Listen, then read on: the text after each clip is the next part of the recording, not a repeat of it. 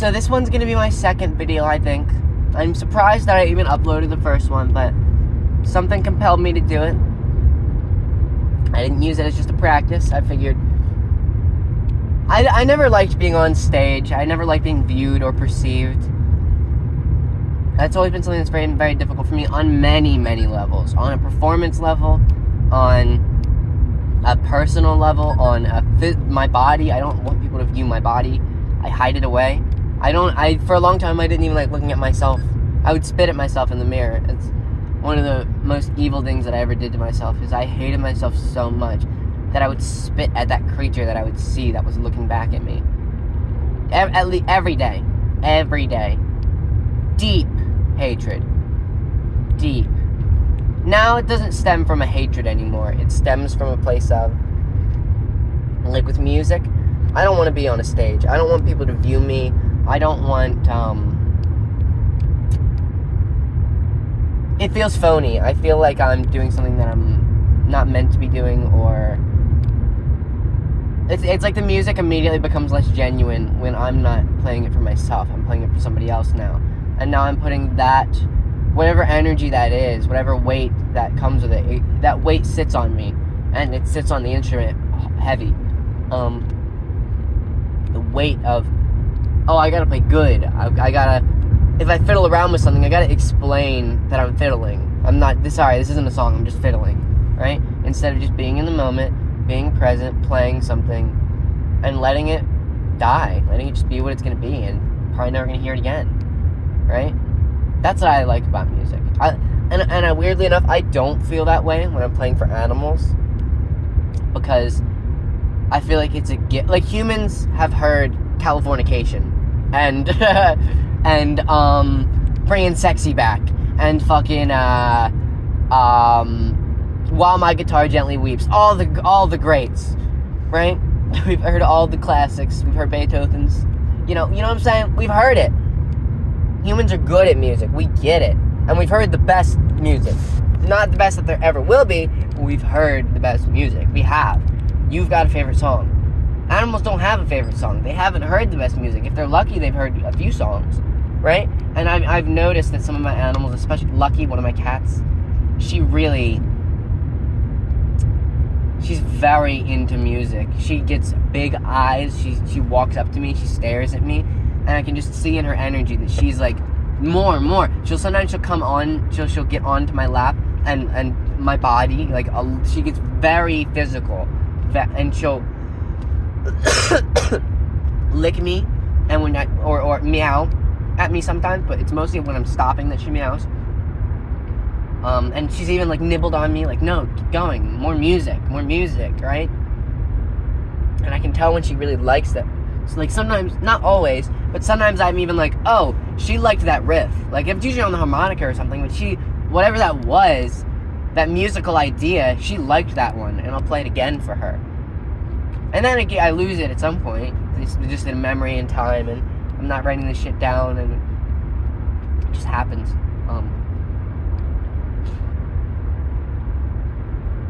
Sorry, I'm sick. I have been for probably about a week now.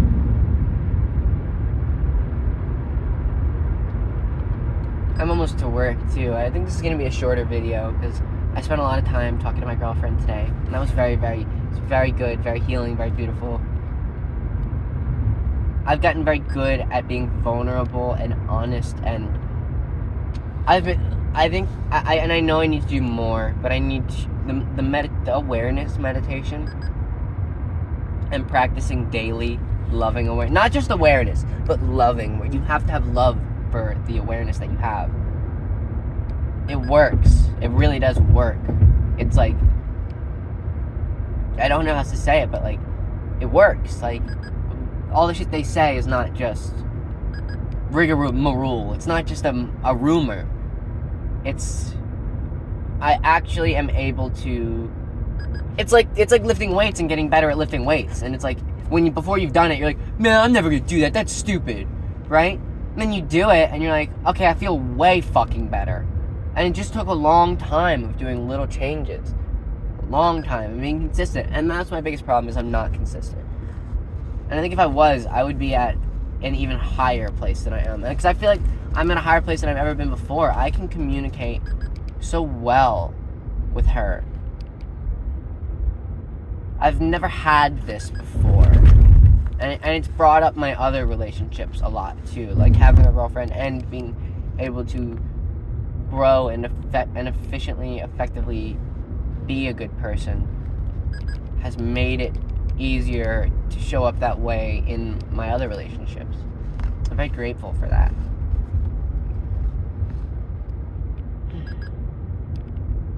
And that can seem very abstract, but I'm feeling it right now. Like, and that's something, doing the psychedelics really made me understand that knowledge is nothing without wisdom. Knowledge is empty without wisdom. It is of no value without the wisdom to wield it. It's like a sword without a warrior. What the fuck is that sword for? You have to be a warrior. Like, you have to have one. Where are they? Go get one, motherfucker. You gotta make one. You know? That's Vajra's sword. I don't know exactly what that means, but I've been getting a little bit into Buddhism, and who I would consider my Buddhist teacher, even though he's never met me, I've only listened to him, but that's where I've learned most of my stuff from. That's what he called, it's David Nichtern. I think I'm saying that wrong. Nichtern? It's spelled with a CH, so Nichtern, motherfucker. It's America. He calls Duncan Vajra's sword, or he says that Duncan has Vajra's sword, which is a sword of clarity and insight, where you can kind of cut through to the reality of things. And I've been trying to cultivate that. And I really like the tarot. I've been getting into the tarot a lot lately. It's something I fall in and out of, but because I don't have there's not a lot of resources out there that aren't reading, and I'm not big into reading. I love listening. I have a lot of time where I need to listen. I can't stand 8 hours of my day just empty. It has to be full. I have to be making progress and learning and becoming a better person. That's the only way I can survive this shit. I cannot survive this shit otherwise. My brain would rot, and I would turn into an animal. I remember being in school. I would just turn into this weird, anxious, fucked up thing. I don't even know it was an animal. It wasn't a human. I wasn't being treated like a human. I wasn't acting like a human. I had to be medicated just to be in the building. Like, just to be in the building. I had to be medicated. That's like being a fucking a tiger, and you have people come up and pet it, so they drug it. Like, they do this in India, and we do this as Americans in SeaWorld. Most of the animals in SeaWorld are on antidepressants and different... It's been a while since I've done the research into it, but they're on all sorts of cocktails of drugs to keep them quote-unquote safe and quote-unquote happy. Because they're not. They're never happy. Because they're caged. Nobody's happy in a cage. Or, not nobody, but it takes an incredible amount of energy and spiritual growth and understanding of oneself to be content while caged. It's very... I would say it takes some kind of a master to live a caged existence and to still find... You're not just surviving, you're living in that cage. You know what I'm saying? And that's something that really, really resonates with me. The idea of not just surviving, but living, right? What is a life as compared to a survival?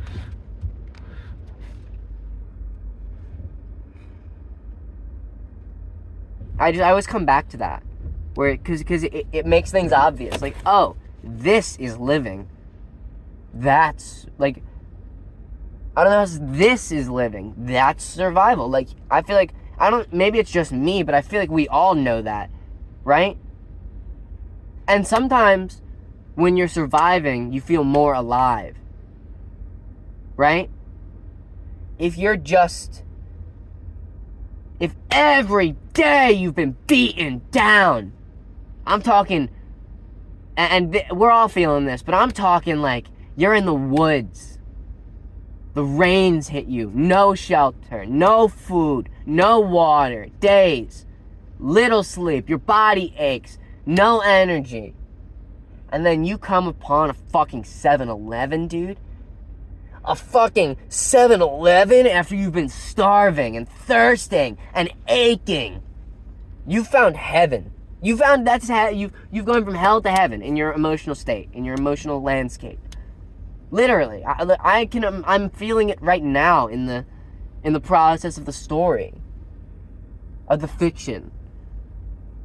That existence which you can find, and this existence which you can find. But if you fucking walk down the street and you have fucking soda, you have fucking animals that are your friends, you have people that are your friends, you have access to the internet and fucking video games, you have a family, you're not even cold or hot, you don't have to deal with the temperature of the earth, you just live in a bubble, a structure, a dense, thick structure to insulate you from the world. And then you walk down the street and you find a 7-Eleven. You know how fucking empty that 7-Eleven feels? You know how fucking useless that 7-Eleven feels? It's empty. It has, for me, there's not, I don't want to buy a single object inside of that. Like, I mean, I could find something. I could eat an Oreo and enjoy it. But is it valuable? Is it serving me? In a short term, yeah, I guess it tastes good. In a long term, hell no. My phone's getting hot. I think that means it's time for the video to stop. This was fun, and I'm not gonna let this one, see, episode 2, baby, we're already better, because last time the video ended on its own, and I didn't even know when it stopped, because the phone got too hot, and it just never, I just kept going, and then I looked down, and oh shit, I don't even know how long ago it stopped, it stopped. But today, I got an outro. I'm cognizant, I'm doing better. That's progress. That's fucking life. I'm about to go into work, so I'm about to go from... But I feel very positive right now. Today was very positive in the morning. I didn't take care of myself as much as I was supposed to. But I didn't eat breakfast, right? Didn't get a shower. But I did other things that were taking care of myself. And I'm loving the people around me, especially. I did a lot of that this morning. And I feel like I use my time wisely. And at some point in my workday, I'm going to turn this screen black. I'm going to upload the video. And I'm going to feel like I made some progress. So thanks for that.